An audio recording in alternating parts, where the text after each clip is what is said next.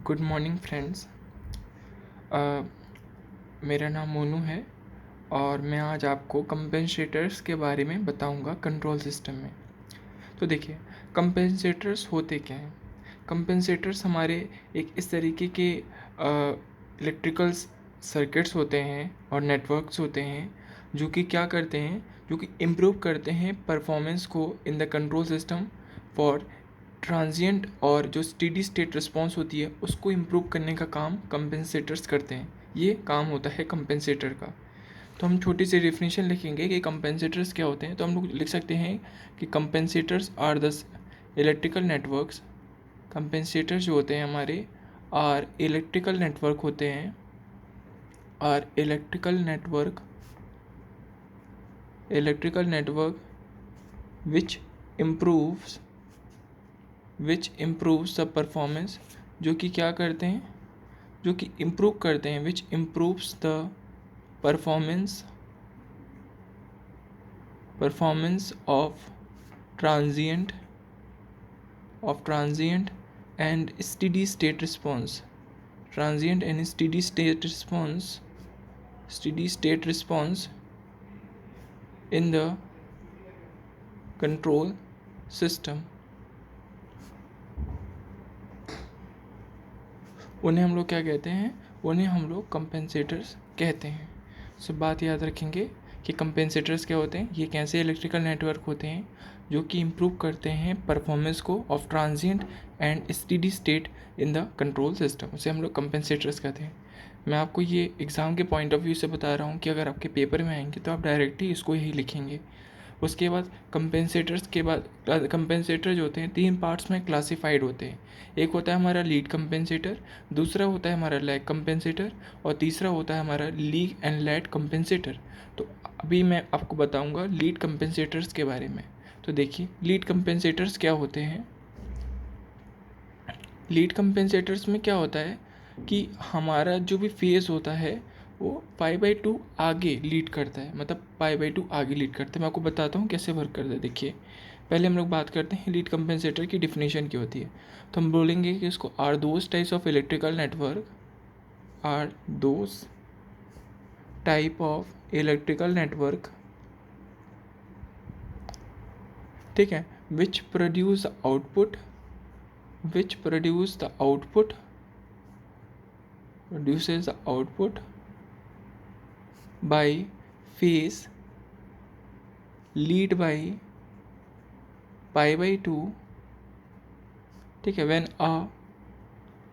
when a sinusoidal input is applied। जब हम लोग साइनोसोडल इनपुट अप्लाइड करते हैं, when a sinusoidal input is applied, तो उसे हम लोग क्या कहते हैं, then it is called lead compensator.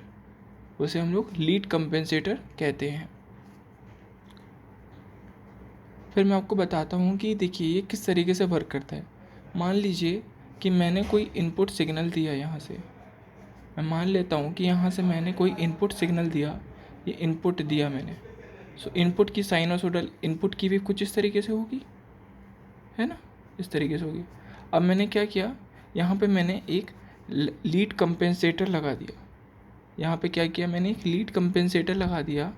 तो देखिए क्या होगा, लीड यानी लीड कर रहा है, π/2 फेज से लीड कर रहा है। तो ये जो होगा, ये यहाँ से ना स्टार्ट हो करके ये यहाँ से स्टार्ट होगा, ठीक है। ये जो इस तरीके का हमें नेटवर्क मिलता है सर्किट के द्वारा, उसे हम लोग लीड कंपेंसेटर कहते हैं। देख लीजिए, ये इस तरीके से होता है। कंपेंसेटर को हम लोग सीरीज़ वाइज भी लगाते हैं, पैरेलल वाइज भी लगाते हैं। सीरीज़ वाइज जो होता है उसको हम लोग कास्केड कनेक्शन कहते हैं, और पैरेलल जो होते हैं उसको हम लोग पैरेलली कनेक्ट करते हैं, ठीक है।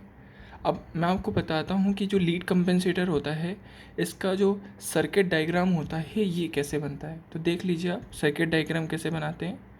मैं क्या करता हूँ, मैं एक यहाँ पे एक रजिस्टर ले लेता हूँ R1 नाम का, और मैं इसके पैरेलल एक कैपेसिटर लगा देता हूँ C नाम का, और इसके अक्रॉस मैं क्या करता हूँ, एक R2 नाम का रजिस्टर लगा देता हूँ, ठीक है। और यहाँ पे भी हमारा एक होगा, ये हमारा रेफरेंस हो गया, रेफरेंस वोल्टेज, ओके। और ये मेरा हो गया VI ऑफ S, क्योंकि हम लोग जानते हैं एस डोमेन में ही हम लोग लिखेंगे ना, क्योंकि हम लोग कंट्रोल सिस्टम पढ़े हैं तो हम लोग टाइम डोमेन एनालिसिस के फॉर्म में ही रिप्रेजेंट करेंगे। तो इसको मैं क्या लिख सकता हूँ, 1/SC/1, 1/SC लिखूँगा इसको, एस डोमेन है। ठीक, अब देखिए इसको कैसे लिखेंगे, और यहाँ पे हमारे पास जो होगा ये हमारे पास आउटपुट होगा। देखिए ये क्या होगा, हमारे पास आउटपुट होगा। अब मुझे इसका क्या निकाला है, ट्रांसफ़र फंक्शन निकाला है। तो मैं क्या करूँगा, यहाँ पे मैं लगाऊँगा वोल्टेज डिवीज़न रूल लगाऊँगा। तो वोल्टेज डिवीज़न रूल कैसे लगाते हैं, कोई भी प्रॉब्लम आती है, कोई भी देखिए क्वेश्चन हर वैराइटीज़ के आते हैं, तो वोल्टेज डिवीज़न रूल कैसे लगाते हैं देख लीजिए। हम लोग क्या लिखेंगे, V0 is equal to VI into, और ये देखिए ये R2 है ना, तो हम सबसे पहले जो V0 वाला है उसके पोर्शन वाला जो भी रजिस्टर कैपेसिटर है जो भी होता है उसको ले लेते हैं। तो मैं यहाँ पे लिखूँगा R2, ठीक है, और फिर मैं यहाँ R2 लिखूँगा प्लस, और ये दोनों पैरेलल में है तो पैरेलल के लिए क्या लिख सकता हूँ, R1 इंटू 1/SC, ये लिख सकता हूँ। ठीक है, अब इसको बस लिख दीजिए, V0 VI इंटू R2, ठीक है, और ये क्या हो गया, R2 प्लस ऑफ R1 लिख सकता हूँ मैं। हाँ, एक चीज़ भूल गया, ये देखिए ये जो है ये पैरेलल है, तो उसको हम लोग जो पैरेलल कर रहे हैं तो 1/SC भी तो होगा यहाँ पे, है ना। तो मैं इसको क्या लिख सकता हूँ, देखिए इसको मैं यहाँ कट करता हूँ। देखिए ये R2 है, ये R2 था, इसको इसके साथ मल्टीप्लाई कर दीजिए पहले। तो मैं लिख देता हूँ R2 plus R2/SC plus R1/SC, इस तरीके से लिख दिया। और ये वाला जो पोर्शन था ये न्यूमरेटर में चला जाएगा, तो ये न्यूमरेटर है R1/1/SC। अब आपको थोड़ा कंफ्यूजिंग लग रहा होगा, मैं आपको बता देता हूँ कैसे सॉल्व करके आया है, बस आपको स्टेप्स फॉलो करते हुए चलना है। ठीक है, ये R2 है हमारा, ठीक है, ये R2 है, मैं क्या करता हूँ उसको इसके साथ मल्टीप्लाई कर देता हूँ, तो R1SC आ जाएगा प्लस ऑफ 1 आ जाएगा। ठीक है, ये SC है ना, तो इसको इसके साथ मल्टीप्लाई कर दीजिए, बस आपको बस मल्टीप्लाई करते आना है। देखिए R1 R2 SC plus R1 plus of R2, ठीक है। अब देखिए ट्रांसफ़र फंक्शन देखिए क्या आ जाएगा, V0 VI which is equal to R2 R1 SC plus of 1, ठीक है, और ये क्या हो गया R1 R2 SC plus R1 plus of R2। ये आपको समझ में आ रहा है ना, मैंने लिखा है, यही एक्चुअली में ट्रांसफ़र फंक्शन है। अब देखिए जो लीड कंपेंसेटर होता है, ट्रांसफ़र फंक्शन तो यही आता है, लेकिन एक मॉडिफाइड फॉर्म में भी हम लोग उसको लिख सकते हैं लीड कंपेंसेटर को। देखिए मैं आपको लिख के दिखाता हूँ इसको कैसे लिखते हैं।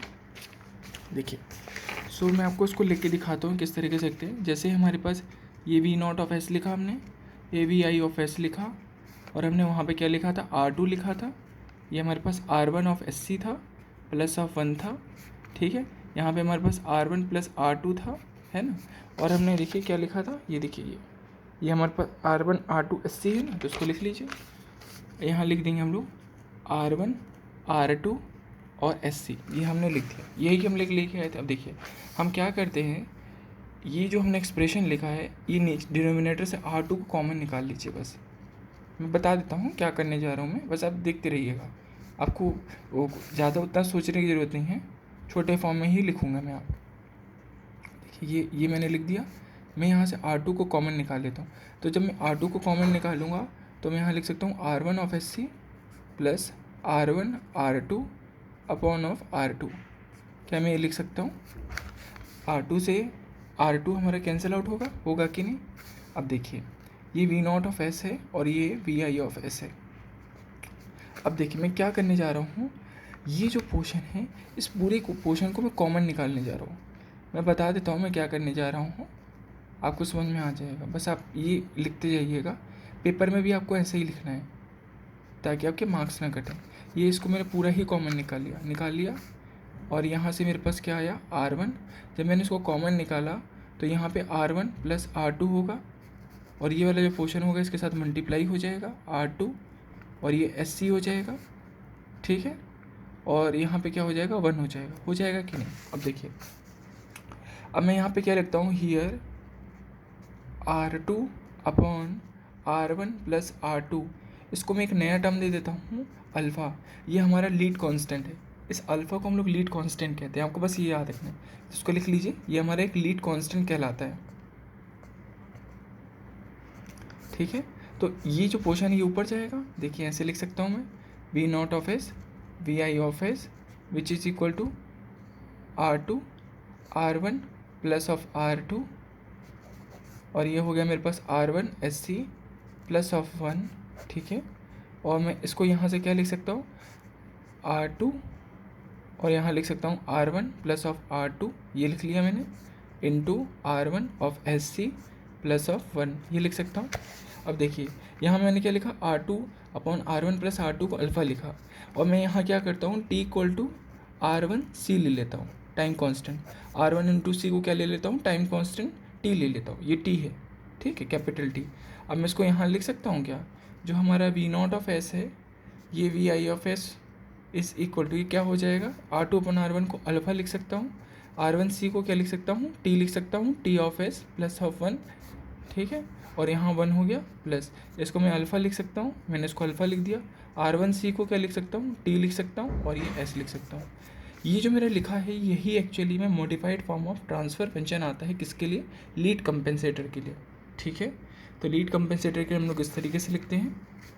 अब मैं आपको बताता हूँ कि हमें जब इसका फेज़ डायग्राम, जो इसका फेज़ एनालिसिस और उसका मैग्नीट्यूड इन डीबी एनालिसिस करते हैं, उसका ग्राफ कैसा बनता है। जब एग्ज़ाम में आएगा तो आपको डायरेक्टली यही लिख लेना है, कुछ नहीं करना है। पेपर में भी डायरेक्टली यही पूछता है कि explain the circuit diagram and draw the phase and magnitude in dB diagram of the lead compensator. Directly paper में ऐसे ही पूछता है, और आपको इसी तरीके से प्रोसीजर वाइज ही लिखना है। पेपर में भी आएगा, जो भी न्यूमेरिकल्स आएंगे इसके बाहर नहीं आता है, जो जितना मैं आपको बताऊंगा इसके अंदर ही आपके जितने भी न्यूमेरिकल्स होंगे उसमें यही पूछेगा कि R1 R2 दे देगा, फिर बोलेगा कि ट्रांसफर फंक्शन बताओ, या फिर बोल देगा कि अल्फ़ा की वैल्यू बताओ। ये आपको गिवंस रहेंगे, आपको कुछ नहीं करना है, कोई 3 वैल्यूज़ या 4 वैल्यूज़ ही रहेंगी, उसमें से जो भी वैल्यू निकालनी होगी आप वो निकाल सकते हो, ठीक है। यहाँ पे मैं क्या करता हूँ, ये मेरे पास अल्फ़ा है, यहाँ पे देखिए alpha R2 upon R1 plus R2 है। इसका मतलब ये है कि अगर ये R2 हमारा कोई भी वैल्यू आएगी, मान लीजिए 10 ओम आया, ये मान लीजिए 15 ओम आया, तो जो भी वैल्यू आएगी वो छोटी आएगी 1 से। तो अल्फ़ा की वैल्यू हमेशा छोटी होती है 1 से, किस केस में, लीड कंपेंसेटर के फॉर्म में। अब मैं क्या करता हूँ, ये मेरे पास ट्रांसफ़र फंक्शन आया है एक्चुअली में, ये मेरे पास एक्चुअली में ट्रांसफ़र फंक्शन आया है। अच्छा, ये जो ट्रांसफ़र फंक्शन आया है इसको मैं कुछ नया टर्म दे देता हूँ। मान लीजिए इसको मैंने GSHS दे दिया, मान लीजिए मैंने इसको क्या किया, एक नया टर्म दे दिया GSHS ट्रांसफ़र फंक्शन को। तो मैं GSHS आप जानते ही हो, लेकिन मैं इसको इस तरीके से लिखने की कोशिश कर रहा हूँ ताकि मैं क्या कर सकूँ, इसका बोटा प्लॉट बना सकूँ। बोटा प्लॉट एक्सप्रेस करते हैं हम लोग लीड एंड लैड कंपेंसेटर्स के फॉर्म में, ठीक है। सो ये TS प्लस ऑफ 1 होता है। अब मैं बॉर्डर प्लॉट की क्यों बात कर रहा हूँ, बॉर्डर प्लॉट की मैं इसलिए बात कर रहा हूँ क्योंकि हम लोग जब लीड और लैड कंपेंसेटर्स की बात करते हैं तो हम लोग रूट लोकस इन सबसे भी कर सकते हैं, लेकिन मेजॉरिटी केसेस में हर बार प्रॉब्लम्स जो आती हैं वो मेजॉरिटी में बोर्ड प्लॉट से ही आती हैं। मतलब आपको लीड एंड लैड कंपेंसेटर्स जो होते हैं उसका मैग्नीट्यूड और डीवी जो ग्राफ बनाते हैं वो एक्चुअली में बोर्ड प्लॉट के द्वारा ही बनाया जा सकता है, ठीक है।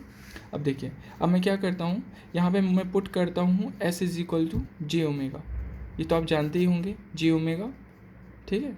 आयोटा और डब्लू जानते हैं, यहाँ पे जे लिखा जाता है आयोटा की जगह। अब देखिए मैं यहाँ पे पुट करता हूँ तो GJ W HJW, जब मैं ये लिखूँगा तो यहाँ पे क्या आ जाएगा, J omega of T plus of 1, और यहाँ आ जाएगा 1 plus alpha J omega T, ये लिख सकता हूँ।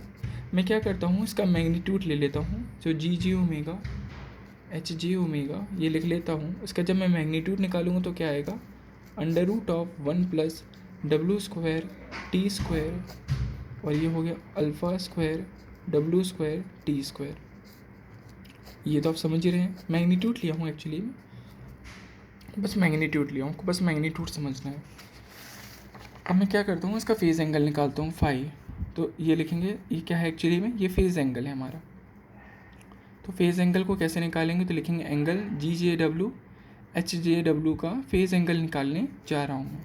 तो देखिए कैसे निकलता है, ऊपर वाला न्यूमरेटर है तो जितने भी होते हैं सब ज़ीरो होते हैं, plus tan inverse of omega T minus tan inverse of alpha omega T, आपको पता है ना कैसे एंगल निकालते हैं? फेज़ एंगल आपने पढ़ा होगा 11th में, जो फेज़ एंगल निकाला जाता था।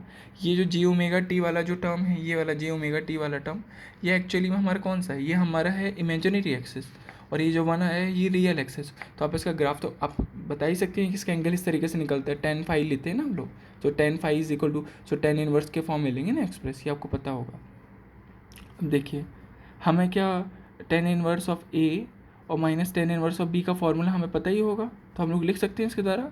तो हम लोग चलिए लिखते हैं। ये हो गया हमारे पास tan inverse of omega of T minus alpha omega of T 1 plus alpha omega square t square. देखिए ये लिखा, ठीक है। ये एक्चुअली में हमारा एंगल आ गया ना।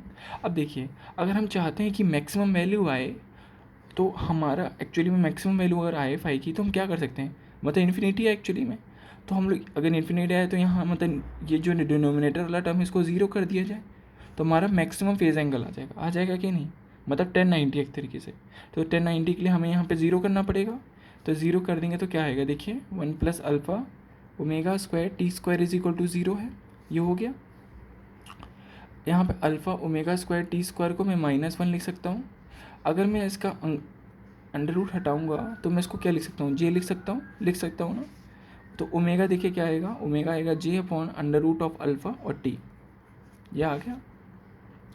अगर मैं इसका मैग्नीट्यूड लूँगा तो इसका मैग्नीट्यूड को मैं डब्ल्यू एम से रिप्रेजेंट करता हूँ, बस आपको इसको समझना है। जो डब्ल्यू मॉड ऑफ डब्ल्यू दिया उसको डब्ल्यू एम से रिप्रेजेंट कर रहा हूँ मैं इसको। अब मैं मॉड ले रहा हूँ तो ये जे जो होगा ये 1 हो जाएगा, क्योंकि मैग्नीट्यूड लिया है, और यहाँ अंडर रूट ऑफ अल्फ़ा ही होगा और ये टी होगा। तो ये हमारा क्या आ गया? एंगुलर फ्रिक्वेंसी आ गया, ठीक है। ये हमारी क्या आ गई? एंगुलर फ्रिक्वेंसी आ गई, रेडियन पर सेकंड के फॉर्म में। अब देखिए ये जो वैल्यू आई है, इस वैल्यू को, ये जो हमने ये लाया है ना ये वाला एक्सप्रेशन, इसमें ये वैल्यू रख के देखिए क्या आता है। देखिए तो हमारा एंगल जी जे डब्ल्यू क्या आएगा? देखिए angle G J W H J W, ये देखिए क्या आएगा? tan इनवर्स ऑफ, ये जो लिखा है ओमेगा एम, इसकी जगह ये रखिए, देखिए क्या आएगा? 1 upon under root of alpha minus tan inverse of, ये जो है ये अल्फ़ा है और अंडर रूट है, टी से कट गया है ना, क्योंकि डब्ल्यू एम की जगह हमने ये रख दिया।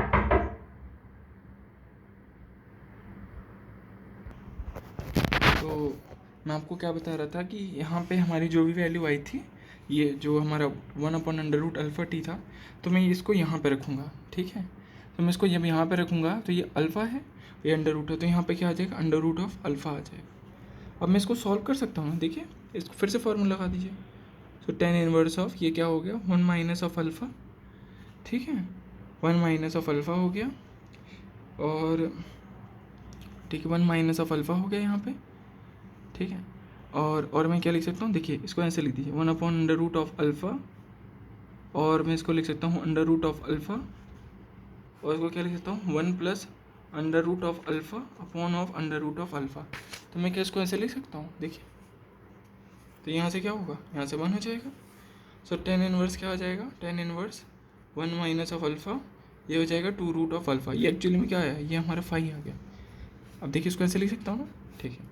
अब देखिए ये जो लिखा है, क्या मैं इसको ऐसे लिख सकता हूँ? देखिए ये मेरे पास 1 माइनस ऑफ अल्फ़ा आया, ये मेरे पास 2 रूट ऑफ अल्फ़ा आया, ठीक है। तो ये जो होगा बेस हमारा, ये कितना होगा? ये 1 प्लस अल्फ़ा होगा।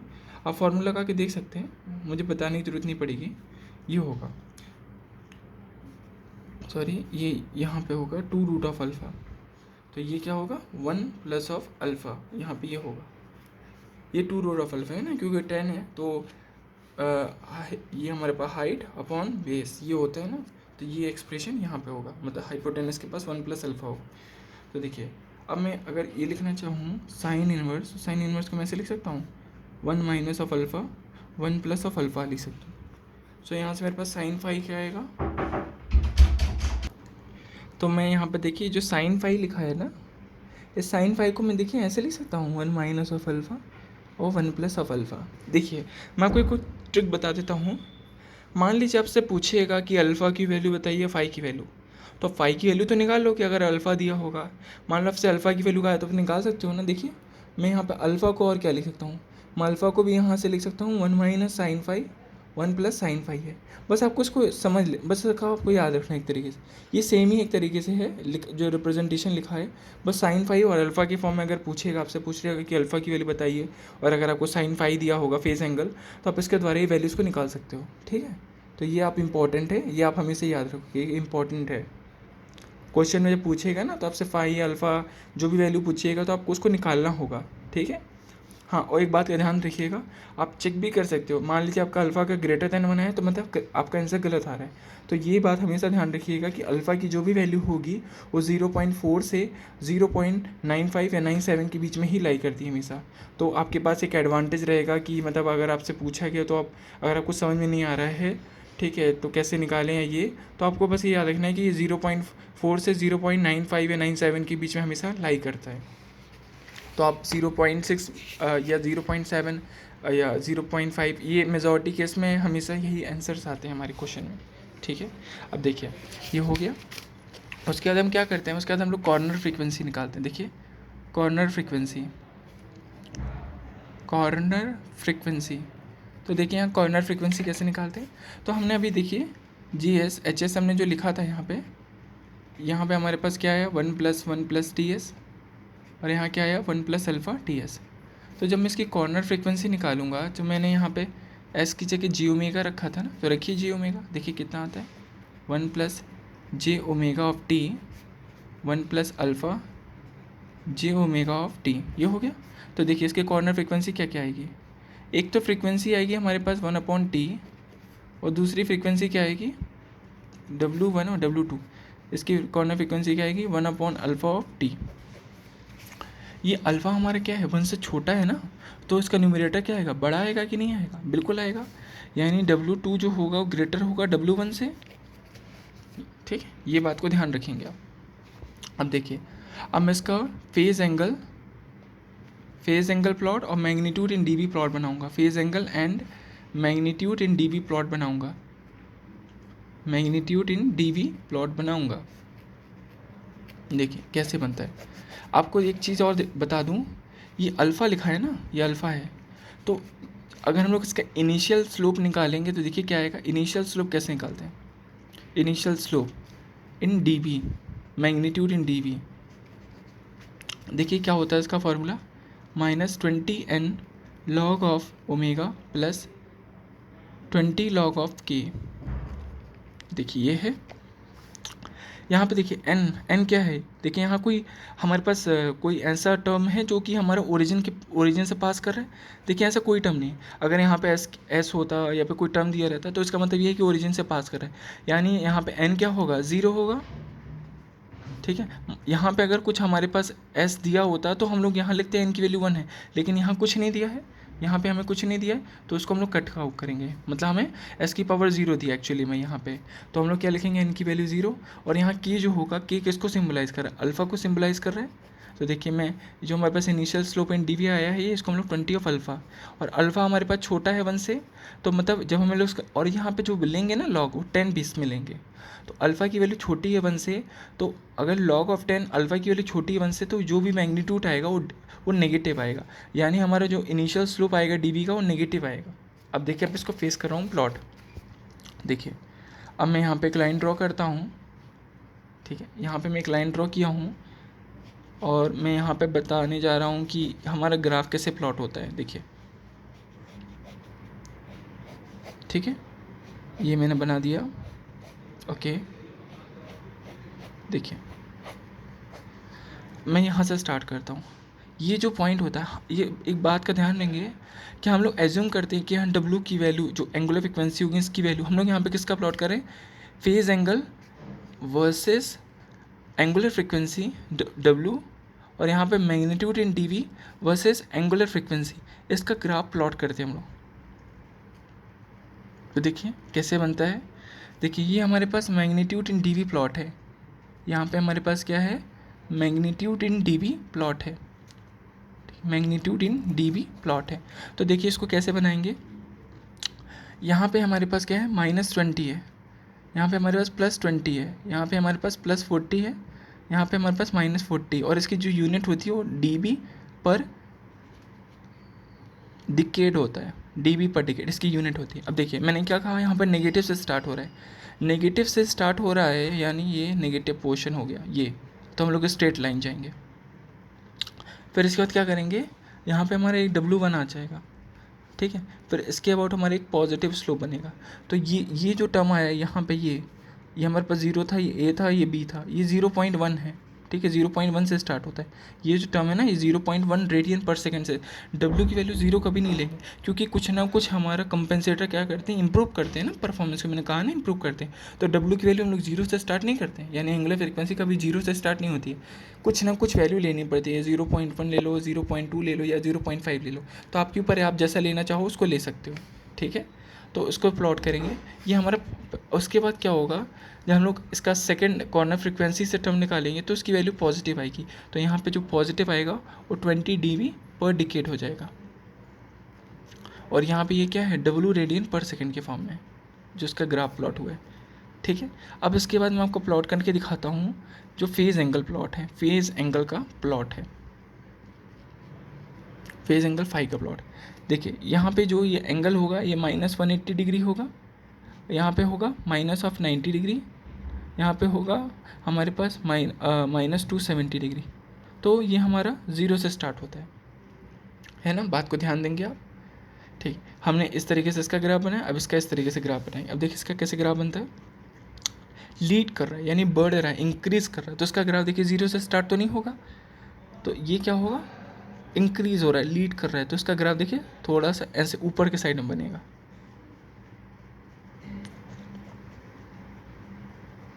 ठीक है। यहाँ पे ये जो वैल्यू है ये हमारी W1 आई है, यहाँ पे ये जो वैल्यू आई है ये W2 आई है, और यहाँ पे ये जो है ये ज्योमेट्रिक मीन है WM। सो देखिए वही WM जो मैंने निकाला था वही टर्म है एक्चुअली में, WM को मैं √of W1 + W2, geometric mean तो आप जानते ही होंगे, वही लिखा है मैंने। तो W1 देखिए मेरा यहाँ से क्या आया था, देखिए ये है, देखिए ये W1 ये है, W2 ये है, ये वैल्यू इसमें रख देंगे तो देखिए क्या आएगा WM। सो WM को मैं क्या लिख सकता हूँ, 1/T × 1/α/T,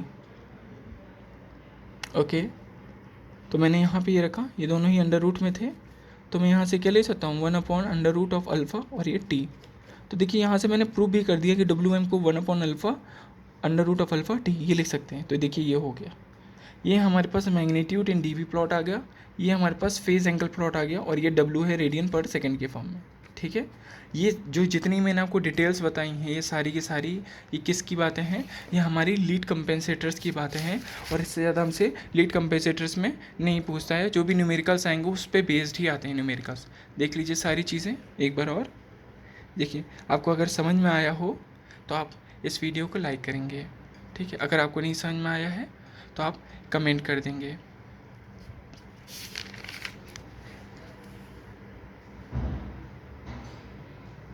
आपको समझ में आ रहा है नहीं जो मैंने बोला है, ठीक है। ये हमारा क्या है, लीड कंपेंसेटर है, यानी यहाँ फेज होता है π/2, फेज लीड करता है, ठीक है, उसे हम लोग लीड कंपेंसेटर कहते हैं। और कंपेंसेटर्स क्या करते हैं, कैसे इलेक्ट्रिकल नेटवर्क होते हैं जो कि इम्प्रूव करते हैं performance of the transient and the steady state in the control system. तो ये जितनी चीज़ें बताई हैं पेपर में आपसे डायरेक्टली पूछेगा, एंड सेमेस्टर के पेपर में ये 4 या 5 मार्क्स का आता है कंट्रोल सिस्टम में, तो आप इस तरीके से इसको लिखेंगे। अल्फ़ा जो होता है यहाँ पे लीड कांस्टेंट होता है और इसको इस तरीके से लिखा जाता है। ये फेज़ एंगल होता है, ये मैग्नीट्यूड निकालते हैं, ठीक है। और इसका बोर्डर प्लॉट का जो डायग्राम होता है मैग्नीट्यूड इन dB, और ये फेज़ एंगल प्लॉट है, कुछ इस तरीके से हम लोग बनाते हैं। अगर आपको वीडियो अच्छी लगी तो आप इसको लाइक करिएगा। धन्यवाद, थैंक यू।